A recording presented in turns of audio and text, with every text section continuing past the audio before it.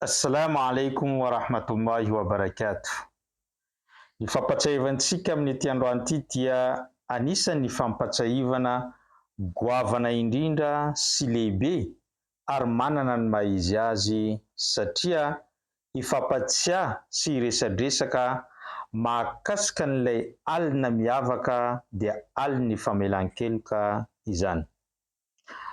Ny tantara Abu Musa al-Ash'ari radiyallahu anhu amin'ny hadis maro-pototra ny teny mpaminany sallallahu alayhi wa sallam manao hoe yattali Allah laylatan nisfu min Sha'ban fayaghfir li jami'a khalqihi illa li mushrikin wa mushahin. Allah subhanahu wa ta'ala amin'ny aliny fahadimy ambin'ny folo ny volana Sha'ban dia midina amin'io lanitra voalohany io, ary amin'izay fotoana izay izy dia mijery sy manara-maso an'ireo mpanompony amin'ny maso feno famelan-keloka, ka mamela eloka sy mamindra fo avokoa amin'ny zavaboariny rehetra eto ambony tany izy amin'izay fotoana izay, afa-tsy olona anankiroa ihany no tsy mahazo famelan-keloky ny Allah amin'ny alina fahadimy ambin'ny folo ny volana Sha'ban. Izy ireo olona anankiroa ireo, voalohany dia mushrik, ny mpanompo sampy na mpampitambatra ny fanompona ny Allah amin'ny zavaboariny. Ny faharoa kosa dia mushahin, ny olona anankiroa nanana problema ka tsy mifampiteny ary ny fandrafy tsy mifampiteny mandraka ankehitriny. Ireo karazan'olona anankiroa ireo ihany no tsy ahazo famindram-po ny Allah ary tsy ahazo ny famelan-kelony amin'ity alina fahadimy ambin'ny folo ny volana Sha'ban ity. Petraky ny fanontaniana hoe oviana ary izany alina manan-tantara izany?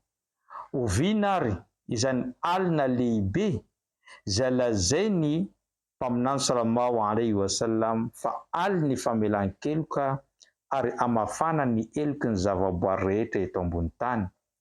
Valiny dia tsotra, androany alina, zany hoe alakamisy alina ifoa zoma no aliny fahadimy ambin'ny folo ny volana Sha'ban amin'ity taona 2025 1446 ity.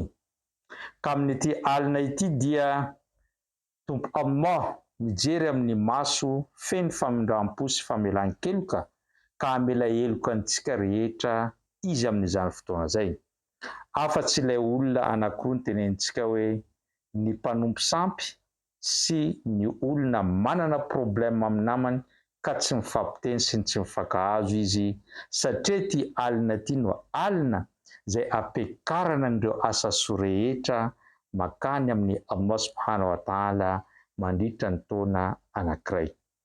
Insha Allah, androany alina amin'ny sivy hiresadresaka antsika mahakasika an'io alina io, ary resaka antsika mahakasika ny famelan-keloky ny Allah, ary resaka antsika mahakasika an'ireo olona anankiroa izay tsy ahazo ny famelan-keloky ny Allah, ka mangavy antsika mba hanaraka an'izany en direct androany alina amin'ny sivy izany, no sady hanaparitaka betsaka ity video ity, fa tena lesona lehibe ho antsika olombelona izay miaina eto ambony tany, indrindra ny mpino Islam, ny mahafantatra an'izany aliny famelan-keloka dia aliny fahadimy ambin'ny folo ny volana Sha'ban araky ny voalazany mpaminany sallallahu alayhi wa sallam. Zay no fampatsahivantsika tamin'ity androany ity. Abonnez-vous, partagez-vous ary atao j'aime fa mbola betsaka ny fampatsahivantsika eto. Wassalamu alaikum wa rahmatullahi wa barakatuh.